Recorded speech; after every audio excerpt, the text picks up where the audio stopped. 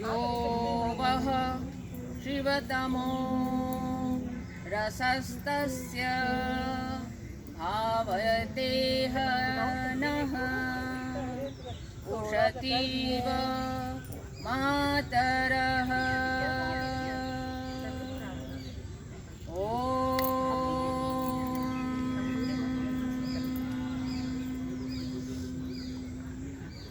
शांति शांति शांति।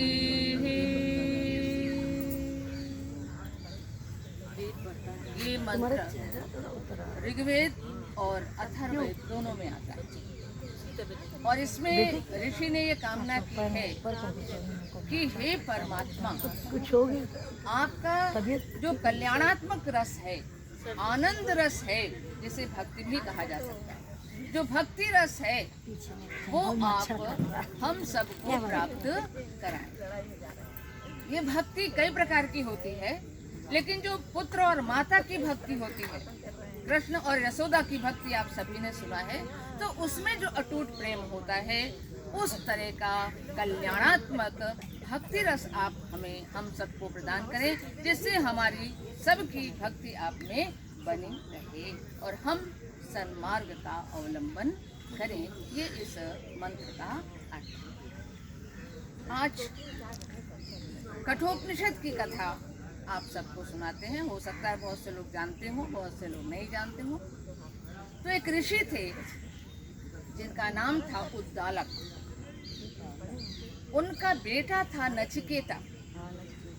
तो एक बार उन्होंने विश्वजित यज्ञ किया, और विश्वजित यज्ञ उसे कहते हैं नहीं जिसमें सर्वस्व दान कर दिया जाता, कुछ भी अपने पास बचाया नहीं जाता। जो प्रिय से प्रियतम वस्तु भी होती है वो सबकी सब दान कर दी जाती। तो नचिकेता की अवस्था मात्र 5 या 7 वर्ष की रही होगी और उसने देखा कि मेरे पिताजी कुछ अदेय वस्तुएं भी दे रहे हैं, जबकि वो खुद बहुत जाने माने आचार्य हैं और सब कुछ जानते हैं। धर्मशास्त्र का पूरा उनको ज्ञान है, वेद शास्त्र पुराण सब वो जानते हैं। तो ये उपनिषद के ज्ञाता हैं, पर ये कैसे इस समय ऐसी चीजें दे रहे हैं। वो ऐसी थी कि गाय दे रहे थे, और गाय हमेशा वो देनी चाहिए दान में जो दुग्ध देने वाली है।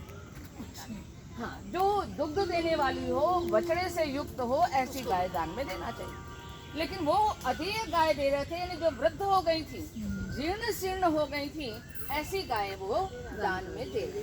जबकि ये ऐसी गाय जो है वो अधेय होती हैं, स्वयं उनकी सेवा करनी चाहिए, ऐसा नियम है।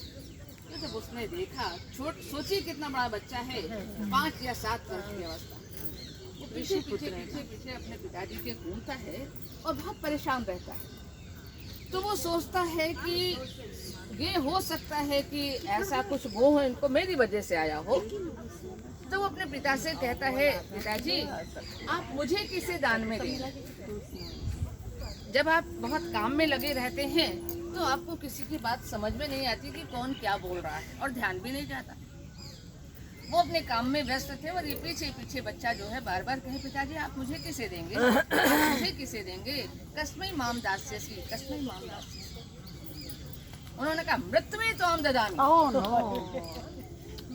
आक्रोश में उन्होंने कह दिया कि मैं तुम्हें मृत्यु को देता हूँ। बच्चा तो सहर्ष तैयार हो गया, उसको कोई दिक्कत नहीं थी। पर ऋषि को ही तकलीफ हुई कि अरे ये मैंने कह दिया। बहुत बेचैन हुए और वो उसको रोकने की कोशिश करने लगे। लेकिन नचिकेता ने कहा कि पिताजी आपने मुझे दिया है मृत्यु को, तो मैं यमराज के पास जाऊंगा, यमराज के घर जाऊंगा, और मुझे जिस अवस्था में आपने दिया है इसी अवस्था में यमराज के घर पहुंचना है। मैं कोई अन्न जल इत्यादि ग्रहण नहीं करूंगा और इसी अवस्था में मैं उसके घर पहुंचूंगा। तो ये अपने घर से निकले और यमराज के घर पहुंच गए। उस समय में यमराज अपने घर पे नहीं थे, तो वो जानते हैं कि वो भ्रमण करते रहते हैं। तो वहाँ जो मंत्री इत्यादि थे यमराज के, उन्होंने इनका बड़ा आतिथ्य किया, सत्कार किया और अर्घ्यपाद इत्यादि ले आए कि भगवान आप आए हैं, अतिथि हैं और हमारे यहाँ हमेशा अतिथि देवो भव रहा है। तो वो सब उसकी आराधना करने के लिए उसको सब कुछ देते हैं। कहता नहीं, मेरे पिता ने मुझे यमराज के पास भेजा है और जब तक यमराज नहीं आते हैं तब तक मैं बिना अन्न जल ग्रहण किए यहीं बैठा रहूंगा। 1 दिन बीता, 2 दिन बीता और 3 दिन बीता। इतना छोटा बच्चा, उसने कुछ खाया नहीं, इवन जल भी नहीं पिया। तो जैसे ही यमराज घर में आए तो सबसे पहले उनको ये सूचना दी गई कि एक अतिथि आए हुए हैं और वो आपकी अनुपस्थित में उन्होंने कुछ भी ग्रहण नहीं किया है। अब यमराज को भयभीत हुए और जल इत्यादि लेकर स्वयं सामने आ गए और उन्होंने अर्घपाद इत्यादि देकर उनकी आराधना की, पूजा की और कहा कि आप, हे भगवान, आप मेरे द्वार पर 3 दिन से बिना अन्न जल ग्रहण किए हुए पड़े हैं, तो आप मुझसे पहले 3 वर मांग लीजिए, उसके बाद हम लोग वार्ता करेंगे। तो उसने कहा कि आप पहला वर तो मुझे ये दीजिए कि मैं अपने पिता के पास से आया हूँ तो मेरे पिता बहुत व्याकुल हैं, बहुत बेचैन होंगे, तो वो किस प्रकार से शांत चित्त हो जाएं, ये सबसे पहले वर दीजिए। और शांत चित्त ही नहीं, मेरे लौट के जाने पर मुझे पहचान भी लें, ऐसा ना हो कि वो मुझे ना पहचाने क्योंकि मैं मृत्यु के पास आ चुका हूँ। तो उन्होंने कहा ठीक है, ऐसा ही ये वरदान दे दिया। उसके पिता शांत संकल्प वाले हो जाएंगे, ऐसा उन्होंने आशीर्वाद दे दिया। तब उन्होंने कहा दूसरा वर मांगो। तो उसने कहा कि दूसरा वर मैं संपूर्ण जगत के कल्याण के लिए मांगता हूँ और वो है अग्नि विद्या का चयन। क्योंकि देखिए, जो यज्ञ किया जाता है, जो आराधना की जाती है, तो यज्ञ विद्या ऐसी है जिसको माना जाता है कि परमात्मा तक पहुँचने का एक साधन है। और पहले भी हम लोगों ने चर्चा की है कि अग्नि जो है वो देवताओं का मुख मानी जाती है। तो अग्नि चयन की जो प्रक्रिया थी वो पूरा का पूरा उन्होंने विस्तार से बता दिया, क्योंकि यज्ञ जो है वो कई प्रकार के होते हैं और यज्ञ की जो वेदी होती है वो भी कई प्रकार की होती है। कहीं अर्धचंद्राकार होती है, कहीं षटकोण होती है, कहीं चौकोर होती है, कई प्रकार की होती है। तो उन्होंने सारी विधि विधान से वो सारी अग्नि चयन की विद्या बता दी। अब उन्होंने कहा तीसरा वर मांगो। तो तीसरे वर में उसने कहा कि आप मुझे आत्म तत्व के बारे में बताइए।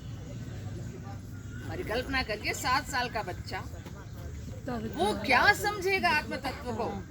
तो बहुत सारे प्रलोभन देते हैं यमराज उसको कि इस संसार में जो भोगने योग्य वस्तुएं हैं वो सारी की सारी तुम लोग ले लो, और इतना ही नहीं, परलोक की जितनी वस्तुएं हैं वो सबके सब तुम ले लो, और तुम ये प्रश्न मुझसे आत्मा के संबंध में मत।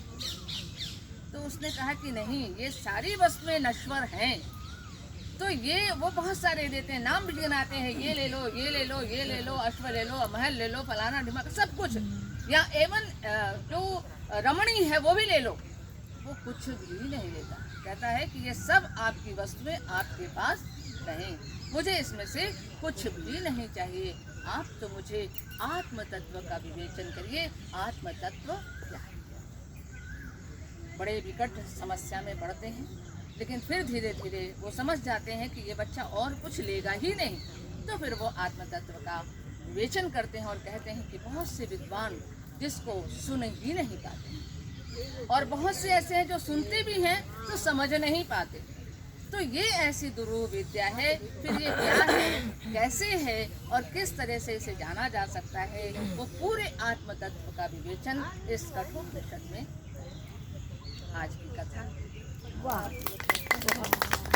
आज की कथा हम